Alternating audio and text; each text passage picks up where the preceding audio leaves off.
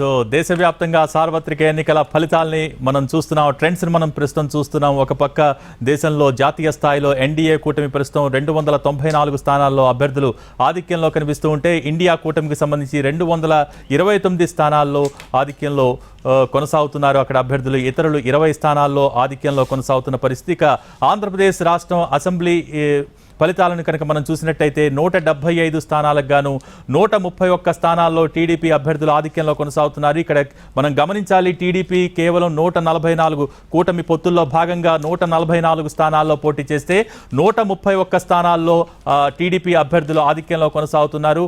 21 స్థానాల్లో జనసేన అభ్యర్థులు పోటీ చేస్తే 19 స్థానాల్లో ఆధిక్యంలో కొనసాగుతున్న పరిస్థితి. ఇక బీజేపీకి సంబంధించి 7 స్థానాల్లో అభ్యర్థులు ఆధిక్యంలో కొనసాగుతున్నారు. అలాగే వైఎస్ఆర్సీపీకి సంబంధించిన అభ్యర్థులు కేవలం 18 స్థానాల్లో ఆధిక్యంలో కొనసాగుతున్న సిచ్యువేషన్ అయితే ఉంది. ఇక ఎంపీ స్థానాలకు సంబంధించి చూసుకుంటే టీడీపీకి సంబంధించిన అభ్యర్థులు 16 స్థానాల్లో లీడింగ్లో కొనసాగుతున్నారు. ఇక్కడ కూడా మనం గమనించాలి, పొత్తు ధర్మంలో భాగంగా 17 స్థానాలకి టీడీపీ పోటీ చేస్తే 16 స్థానాల్లో అభ్యర్థులు లీడింగ్లో కొనసాగుతున్నారు. పోటీ చేసిన 2 స్థానాల్లోనూ ఎంపీ స్థానాల్లో జనసేన పార్టీ లీడింగ్లో కొనసాగుతోంది. ఇక 6 స్థానాల్లో బీజేపీ అభ్యర్థులు పోటీ చేస్తే 4 స్థానాల్లో ఎంపీ అభ్యర్థులు ఇక్కడ లీడింగ్లో కొనసాగుతున్న సిచ్యువేషన్ అయితే కనిపిస్తోంది. ఓవరాల్గా ఎక్కడైతే వైఎస్ఆర్సీపీ పూర్తి స్థాయిలో మేము పట్టు సాధిస్తాం అనుకున్న ఆ స్థానాలు అన్నీ కూడా ప్రస్తుతం మనం చూస్తూ ఉన్నాం. టీడీపీ అభ్యర్థులు కావచ్చు, కూటమి అభ్యర్థులు ఆధిక్యంలో కొనసాగుతున్న సిచ్యువేషన్.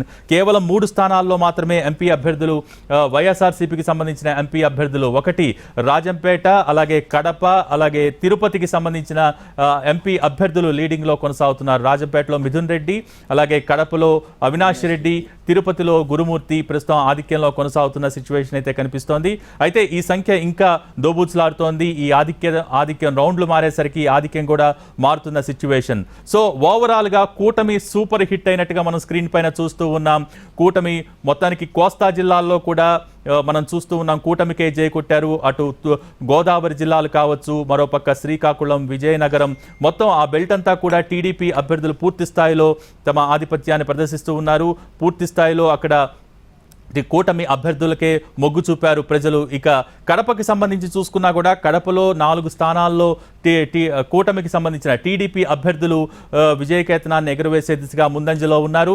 కేవలం 4 స్థానాల్లో మాత్రమే వైసీపీకి సంబంధించిన అభ్యర్థులు లీడింగ్లో కొనసాగుతున్నారు. ఓవరాల్గా రాయలసీమలో తమ పట్టు నిరూపించుకుంటామని చెప్పింది వైఎస్ఆర్సీపీ. లాస్ట్ టైం కేవలం 3 స్థానాలు మాత్రమే రాయలసీమలో టీడీపీకి వచ్చాయి. సో ప్రస్తుతం మనం చూస్తున్నాం, రాయలసీమలో చాలా పెద్ద సంఖ్యలో కూటమి అభ్యర్థులు విజయం దిశగా వెళ్తూ ఉన్నారు. ఇప్పటికే 132 సీట్లలో ఆధిపత్యాన్ని ప్రదర్శిస్తూ ఉన్నారు.